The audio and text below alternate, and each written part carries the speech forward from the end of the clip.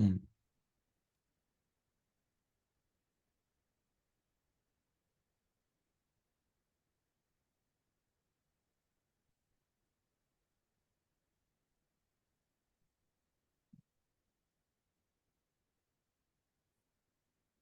Okay, so I think now we can start almost. Okay.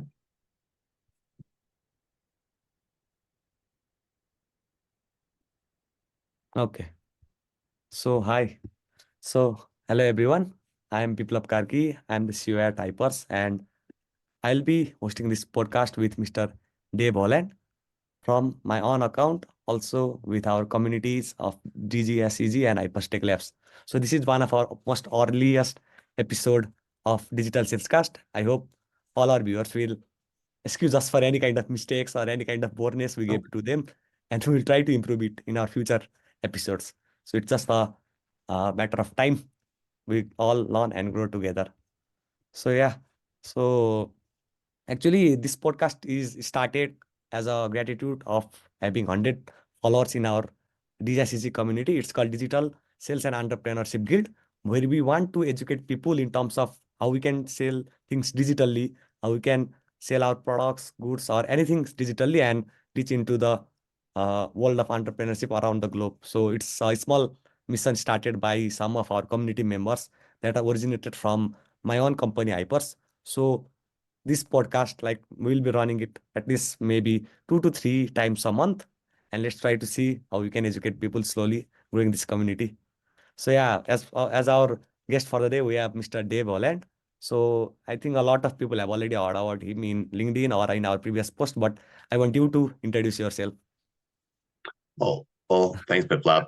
Nice to be here, and thanks for taking the care to want to educate people on digital sales and marketing and all that sort of stuff. And I think that what we'll be able to talk about today is some, just, I guess you'll let me know, but I'll be able to utilize some of my background, my experience, which goes way beyond digital sales and the digital era. So I come from marketing a long time ago. It was before digital, before the internet, and it was more like going out and meeting and greeting people, connecting, networking with people. It was very local. It was very specific with what the type of marketing that I was doing, or the type of networking I was doing. Because I mean, back then, if you wanted to do any international business, you had to plan months and months ahead because you had to meet people and you had to send letters to people through faxes and that type of communication, phone calls, that sort of stuff. There was none of this sort of stuff, so we had to really plan much better. But really, what it was there would be connections established. Businesses would meet. Uh, Tourism companies around the world would send their representatives to Banff or to Calgary, and they would meet with us. So we would just arrange meetings, and that's where we created our connections, not digitally. And so my experience was to serve the needs of whoever it was I was meeting with, as long as it fit within my wheelhouse and I didn't have a problem with what they were asking me to do. It was just serve their needs the best. Um, you always choose who you can work with. If you have ethics and values in life, you should choose who you can work with. But generally, marketing is just helping. Marketing and digital. Well, I'm just going to say marketing back then. Marketing was just helping people become more known, right? Helping them get their brand or message out to whoever what their client was, and it had a lot to do with business relationships, connections, and how you took care of those relationships. So moving forward, into the digital era, I worked in I moved from tourism into home sales, again, just serving the client. I was a realtor. I got into, and then I worked in restaurant marketing, and I moved my way from just you know being a promotions guy, national promotions, to the head of marketing for the company for 15 more plus years, serving franchisees. So serving not the customer, serving the business franchise community that we served. And it was the same thing, just Just got to serve them the best that you can, with their needs, their interests in mind. If you do that, that's what I did. If you do that, then you'll be successful. If you're thinking about it as I just need to make money and I just need to grow my business, it won't. So that's the bottom line my growth was based on my need wanting to help people. And once you do that, it doesn't matter what you're doing, what industry you're doing, you'll be successful in it. But, mine was just, the enjoyable component of marketing, right? Yeah.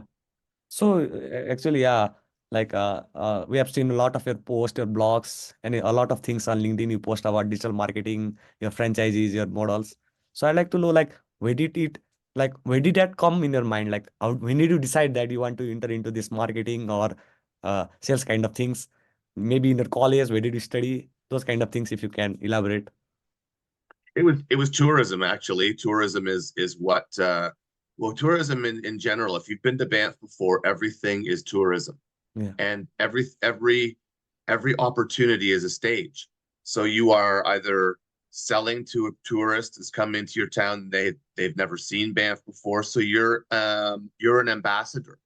Every person in Banff is an ambassador to Canada or to that city or that town, but you can be an ambassador to your business as well. So I was lucky enough to have a wonderful job. I was a river guide, a whitewater river guide.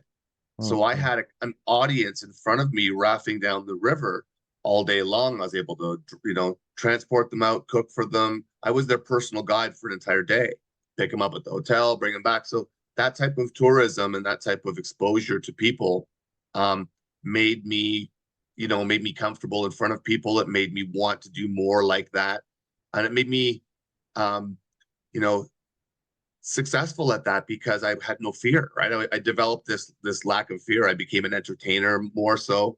Um, and it just sort of set me up for being able to do marketing, because marketing, you got to be out there. You got to put yourself out there.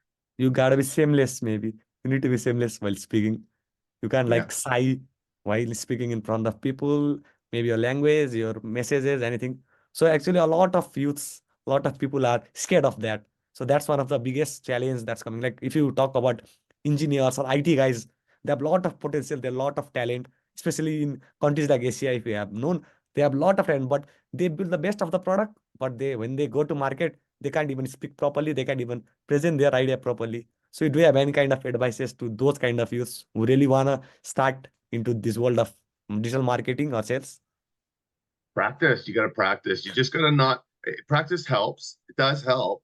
But if you can't get practice, just, it's mental training, right? You just have to, let yourself go, let it go that people aren't judging you. People aren't there to judge you. If you go into every conversation or every communication with the intent to help them, truly help them, then they'll understand that.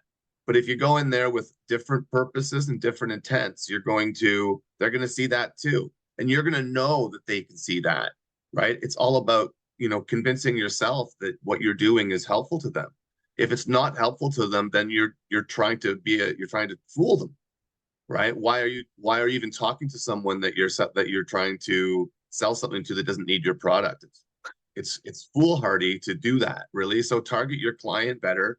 If you know that you can serve their need, whatever that need is, then you shouldn't worry about how you're presenting yourself. You shouldn't worry about what you're wearing, and you shouldn't worry about you know, anything like that. You should just make sure you can connect with that person.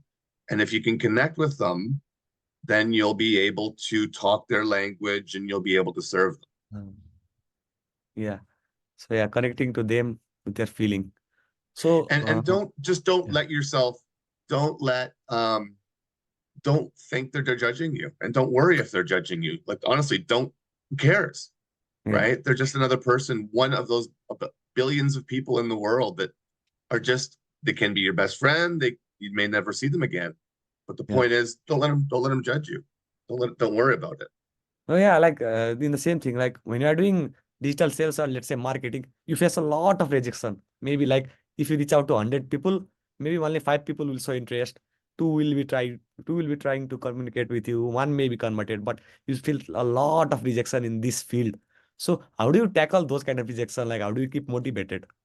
Well, don't don't call people that don't need your service. Don't call people, honestly, don't cold call people that you haven't prospected to be, you know, Mm. someone that needs your service, right? If you can market to them, you can get out there and you can create content Yeah. about what you serve. Like, you should create content and create a persona about who you are and what you can do first. Like, who's going to work with someone they don't even know unless you're Yeah. either referred or if you have this great digital presence, Yeah. right? Like Mr. Beast, obviously he got money because he created this presence, he created his value, he got sponsors, he got money to give him money, people to give him money for things, and he just grew from there, right? But he had to create this presence, this digital presence, and everybody has to create a digital presence in the world. Yeah. So, yeah. So do that first. Like, don't go just knocking on doors and saying, "Hey, I can sell you my product." And also just be more interested in helping them as Yeah. opposed to trying to sell you. Uh, yeah. Find out what they need, right? Like, it happens all the time out there where people cold call or cold email and say, Yeah. "Hey, I saw your website needs help, and I can fix this and I can fix that." And people don't really want to be approached with, "Hey, your website sucks," right? That's not a really good Yeah. start to Yeah. the relationship. So maybe spin it around a little bit and think, how can you create that relationship with someone Yeah. first, then maybe mention something about their website before you jump all over them. Yeah, yeah, actually, That's that's the one of the biggest mistake done by startups. Like they directly say like, I have this product, please try it. Like instead of they should be like, can we talk with you? May I know your problem? Can we be friends? Like those kind of things. So I think that's one of the biggest lacking thing that we have expressed in a lot of startups. create create the content you want to sell. If you're a business coach, have a whole bunch of videos about what your products are. Talk about why people should work with you. Talk about how you can help their business. Post it, post it, post it, post it, post it, post it. Create digital content. Create 10 pieces of content a day Okay. about you and how you can help, the different things, 15 seconds at a time. Post it on TikTok. Create tons of TikToks. If you're in digital sales, you should have a digital presence, right? So Yes. just create tons, get out there and get people to see who you are and what you can offer. Be creative, uh, Mm. but but but don't be worried about what you're creating. Like, just literally put a phone on you. If you have an idea, say it, post it, and that's it. Don't be too much into making sure you have, uh, you know, 300 words that go with it. Less is more when you're doing this. Just get the Yeah. message out to people, and then you're going to start creating that persona about who you are and why people should want to work with you. True. Reputation is important, obviously, so you need to get work to get a reputation. So that's why you want to. The only reputation you have without referrals is your digital presence. Yeah. True. So do your best to make people want to work with you.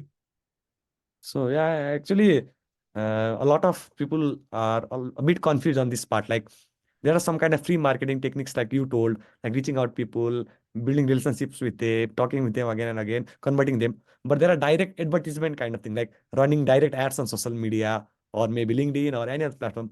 What's your view on that? How do we need to do digital advertisements in social medias or anywhere? Well, if the purpose of the advertising is to reach your client, then it's great, right? It's a Digital advertising is really the only, well, not the only way to go. If your client is um uses old traditional media, Uh, right? If your client reads magazines, if your client reads newsletters, well, you advertise in those newsletters. For mm, example, we in Calgary or in Canada, most communities have um, community newsletters, right? By subdivision. So I live in a place here. It's got, you know 20 different streets on it. It's a community, a subdivision, and our homeowners association, they put together a newsletter, and okay. they sell advertising space in this little, and there's a business in town that prints it for all the communities. And then it gets mailed out through Canada Post, Yeah. and every house gets one. So this is a community newsletter, a monthly community newsletter. If you are a local business and the type of people that you want to reach are local in that community, you're going to put a little ad in that place to Mm. let everyone know.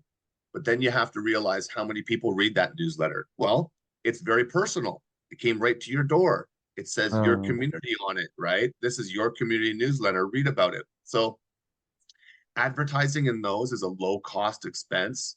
That's the type of traditional advertising that I would recommend for most places, like low cost, really specific, targeted, printed local mailing if you have to, or even inserting in certain newspapers that are only delivered to certain areas potentially where your clients are. okay. If you're going to do traditional newspapers like the Calgary Herald or the Calgary Sun, you're reaching far too many people for what you need to spend. Yeah. That's why digital advertising is so great. You can really just hit one little area Yeah. by post. Not even that, if you know Facebook, you can just, I want to go Yeah. right over around this shopping mall, Yeah. right? So that's the beauty of digital sales is the targeting. Okay. S- So yeah, like talking about this digital versus physical sales kind of thing. What do you think? Like, how this digital era? Because you said like you have been into physical sales business also, like where there was no internet and no much use of internet. So how do you think like what things have changed from that time to this time in this space? Again, you don't this has this whole Zoom thing, right? I can jump on my phone and I can just FaceTime someone, and I don't have to drive to their office. I don't have to, meet them at a coffee shop necessarily, even though life is getting more like that, where we're freeing our time up more where we want to network at places like coffee shops and those places. But it used to be where you had to set up meetings and meet them somewhere or go to their office. Nowadays you don't have to do that. It used to be you had to do, because it was mail, you had to mail a letter out or a fax, or call them. But even then, it was about producing something that was worth reading, and then that connected with them so they would call you, right? Yes. Yeah. But phone sales, I mean, phone sales always worked back then. I was never really into phone sales. I don't really do phone sales, but digital sales like this is, networking and going on Yeah. Zoom is something that is just like having a regular face-to-face call the old traditional way. But you'd also do things like networking things, right? You'd join your local Rotary, you'd join your Yeah. local Chamber of Commerce, you'd go to those other events. Physical events. Yeah. Well, because your job was, most of your customers came locally from where you were. There wasn't Zoom. So Mm. you didn't have a client somewhere in China or in Australia or anywhere. Your clients were all local. Yeah. So, or they were international and you had contracts set up already, but most of your business was done by businesses around you. Yeah. And still, most business today is done that way. Still, most businesses are medium and small size businesses, and their clients are their community around them. So, they had they still do things like, um, you know, the restaurants might do a tasting event, like a food show. Mm. They'll have a fall fair. A town will have a fall fair where they'll set up a whole bunch of different booths, right? You can rent a booth and people will walk by for 3 days and you'll get to show your business, right? Highlight your business, right? They have those all the time, different type of, um, you know, conferences and things Yeah. like that where they have shows like food shows, Yes. right? So that's one way, but local shows, local fairs where businesses can, pop up a tent and start cooking some food or hand out brochures and get to know who they are, right? That's why they want to do business with. Yeah. It's a little True. different now.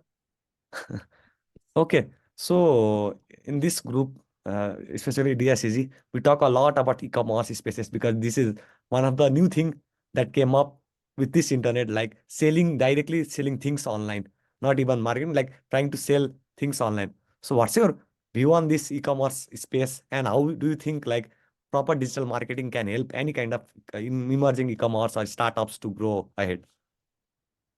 Well, it's marketing first, sales second. So create your product, create the demand for your product, know who wants your product, and then sell to those people.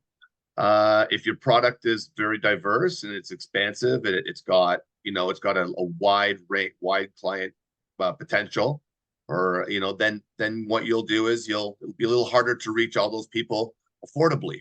Yeah. But if your product, if you know who your client is, you got to market the product to their needs, not to what your product offers. It can Okay. offer a solution, but it's how your product can help them, right? You're marketing your, whatever it is. Mm. If it's a service, then it's you. If it's Yeah. a product, it's the product, Yeah. right? Sometimes it can be both. If you're a business coach, you're promoting the product ladder, and Mm. you're also promoting why someone would want to work with you. Same as a business, you're promoting why they should buy your bike at your shop and why they should come to your shop, Uh, right? And then when you've done that, then it's a matter of finding the channels that reach your market. And digitally, you can waste a lot of time on the wrong channel if uh, your client's not there, if your customer isn't there. So know where your channel that your customer is on. You know, get their email addresses, of course, too, but you need to make sure that you're not wasting your time reaching out on TikTok if they're not TikTok customers. yeah. Or don't even create TikToks if you're selling something and your customers don't are of that generation where they don't watch TikTok, or it's not relevant to what your product is. Of course, TikTok always is. Maybe don't do that. Maybe don't do Pinterest. Maybe don't do, like, we don't do Pinterest because we're not crafty, True. right? Yeah. So like yeah, So, actually this is one of the most difficult challenges guys are getting. Like I get a lot of queries.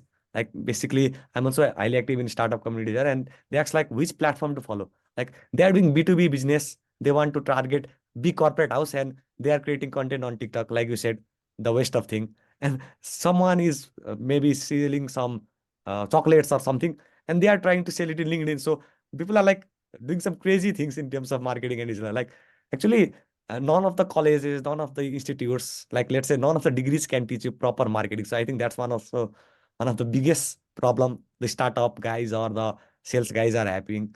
So what's your advice to like some, let's say, really emerging startup who doesn't have high budget? Let's say they don't have a good budget, they don't have good team, let's say, but they have good product or good enthusiasm. So how do you think like they can plan their first maybe 2 3 months or 6 months of sales until they get some good level of revenue? Any suggestions to them? well, I think they have to go out and meet their customers. They have to have a plan, right? Let's just say everything's done. They have a strategy and plan in place. Well, they have to go out and they have to create. They have to create the brand, Mm. whatever that product is. It's just, I would say, just create tons and tons of content. You know, Okay. I would just say this is the time when you're starting to create the brand. So make sure you do a lot of photo shoots, do a lot of videos, create tons of content. Um, because your plan will say, what should be our image, what type of props should we use in our videos, who are our customers, so what do they like to see. So you're going to have a strategy for creating your content, but then it's just create tons and tons of content. um, know who your clients are, speak that message into your content, speak their needs into the content that you're creating, so that it's not just generic content, it's also content that speaks to their needs. Yeah. If For example, if I'm selling air purification devices, Yes. right? And I'm selling air purification devices to people who have um, asthma, I'm targeting people who have who are concerned about their indoor air quality. Hmm. I'm selling them to schools, I'm selling them to hospitals, I'm selling these air purification devices to people who have a need for clean air. I'm not selling them to, I'm not reaching out to a baseball organization. I'm focused on where the air needs to be clean, and how much that customer needs clean air.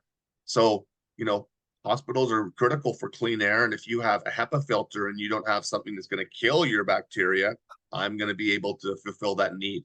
But I'm only going to target those people. But I know where Yeah. they are. I know what kind of business it is. I do my research. I find them on, I find them on LinkedIn. I find them in Facebook groups. I find them, all over the place using keyword searches, right? Yeah. True. You got to do the right keyword searching to find those people, and then you have to be welcomed into their community to talk about your product by having a reason to be there, Hmm. right? Yeah. If you don't need to be involved in the HVAC Association of um, New Guinea, Hmm. maybe you don't have to be connected with that Facebook group, right? Because they're not going to buy your product Yeah. yet. True. But it would be good to be involved with the HVAC Association of America, or a larger group where, their presence is followed by a lot of other people. Start joining the conversations where your clients are, get to know who your clients, comment on their posts, True. Yeah. right? Yeah. Comment on their posts, engage with them, right? How Yeah. does, if I'm engaging with your post on TikTok, hey, great video, right? And Yeah. authentically, not Yeah. just bot. Don't use a bot, because as soon as start using a bot or any sort of Yeah. system, Yeah. you're done. You're done, Yeah. right? Just Yeah. be authentic. Build your business authentically. Yes. If you want other people, if you have staff doing it with you, that's fine. But don't use technology Yeah. to do your personal connecting. Yeah. Maybe Connection. your outreach, Yeah. initially could be used, strategically a little bit to save you some time, but once, every single outreach has to be personal. Yeah. True. So yeah, actually, I'll also like to take some advice. Like, actually, this marketing, the fear of marketing comes out like when you need to, let's say, uh, tackle or compete with some big players in business. Every business have has big players. Like in our case, also we sell e-commerce solutions to businesses all over the world. But in Nepal or India, anywhere you see like every, uh, let's say every city has like 10, 20 IT companies who are doing that. Anyone can do that. So how do you think like how can we compete with big? They have higher budget. They have been into business for 10 years, 20 years, 15 years. So what do you think? Like how do we plan to compete with big players and how do you keep motivated because of their fear? Because we may be afraid because of their marketing campaigns, their huge investments, their brand ambassadors. So what do you think on that part? Well, how good are you at what you do, right? If you truly feel that you can provide the services and match up with these big corporations who hire these high performing, engineers or IT guys, right? If you truly feel that you can keep up with that and you can compete with that, and you have a service that can do what your client has, then create the content that delivers that message. You have Hmm. to say that message. They have to know that you can do that. Just don't reach out to people cold without any sort of support, any history.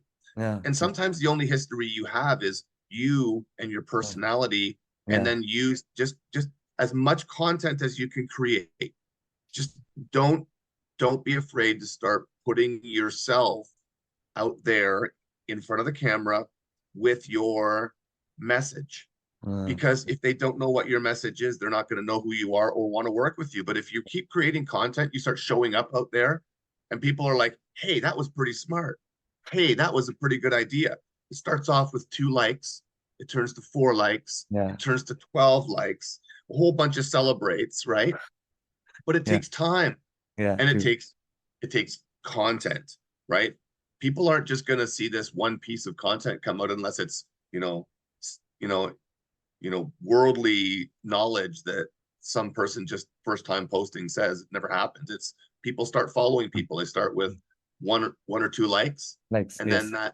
those people continue to like that what that person says, and they share that presence gets bigger and bigger and bigger.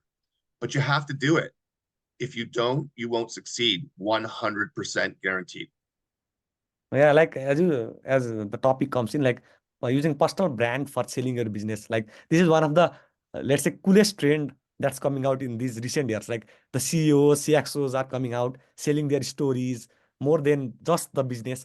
So that's converting more. Like in our business also, like we have been following that and it's giving a good result. Then directly creating content from the pages, making videos and all. So what do you think? Like how can we boost our personal branding or personal digital branding to uplift our company sales or our own sales? Well, if it just has to be content that is engaging. It has to be something that's going to be relevant to someone. It doesn't have to be well planned. It like doesn't have to be perfect. In other words, it doesn't have to be, oh, I make sure the lighting's all great. If you have an idea that you think, oh my gosh, this is something that I want to tell people about, record it. Just record it, right? Maybe put a shirt on. Maybe I don't know. Maybe do something. Go outside beside a bush. Walk down the street. It's up to you. It doesn't really matter. But if you're providing a knowledge, right? It Yeah, comes from the head. It doesn't come from the background behind you. yeah, Just create it. Make, say what it is, say what's on your mind, maybe edit it down, right? Because you can edit with your phones, you can yeah, edit, cut bits out, yeah, and then just put a little song behind it, right? Put a little bit of music, background music, maybe a sticker if you want on it. Have fun with it, and people might want to share it. And then as people share it, then you become more well known, right? mm, This yeah, is the digital world, especially social media, is the most. I don't know why everyone doesn't do it. They should be on it all day long. Businesses should be on social yeah, media all yeah, day long, yeah, and they should be commenting, creating content, posting, editing, snipping, posting, yeah, responding to the people that they want to sell to, yeah, right? Because what else are they doing? Unless they're planning their business or running their business, they should be out there talking to their customer. And most of their customers, they're even though they're all over the place, the freest way to reach them is social media social media, that true. we don't do. No, actually, yeah, a lot of businesses are that doesn't have like that kind of ideas, strategies. So they lack a lot. So maybe this kind of content or this kind of things will help them. So I think we are almost towards the end. So I'd like to take a little off from the marketing and like to say like you already have been into a lot of different stages of life. According to your experience, your age, you are quite older to me. I'm really young. So what's your advice to guys who are into 20s, 30s, 40s? What should they do with their career, their life? Any kind of suggestions to them from your personal Oh side? yeah, yeah. I would say get yourself a business. Okay. If you have an opportunity, if an opportunity arises as at a young age for you to start your own business, whatever business it is, consulting like yourself, Yeah. um, you have a chance to buy a barber salon, you have Stop. a chance to buy a store, anything. Just become your own boss if you have the opportunity to grow a business, because it's not about, try, if you have that entrepreneurial spirit to own your own business, then I think that you'll have more success in life than someone who is a worker. Uh, And nothing against workers, because there's a lot of workers out there. I was a worker too. But at some point in your life, you're going to make a decision whether or not you want to keep working for someone when you're 65. uh, And then when you're 65, you're going to say, what am I going to do till I'm 95? And most people like being involved in business still. Most people stay involved. When you own a business, when you own your own business, you can pull yourself out of doing the daily routine of that, yeah, grow your business, and still benefit from having that business, whatever yeah, that business is. I'm not saying what it is, but yeah. don't try not to work for other people too long in life, So yeah, right? yeah, that's That's what I would say. yeah, that's the best advice. Like I also usually get from people, I give to people. Like when you are into entrepreneurship, even though you may not succeed in that business or that, you will get qualities of being a leader, being a time manager, being a worker, like a lot of experience that you could ever get by doing a simple kind of work. So I think, yeah, that was really sweet. So yeah, I think we are towards the end. So we try to make it like 30 minutes each podcast. So we are Sure. just it's 30 minutes. So it was great talking to you, Dave. So let's hope we can You meet too. someday Thank again. you. You bet. You bet. Well, thank you very much. Okay, bye. Take care. Bye for now.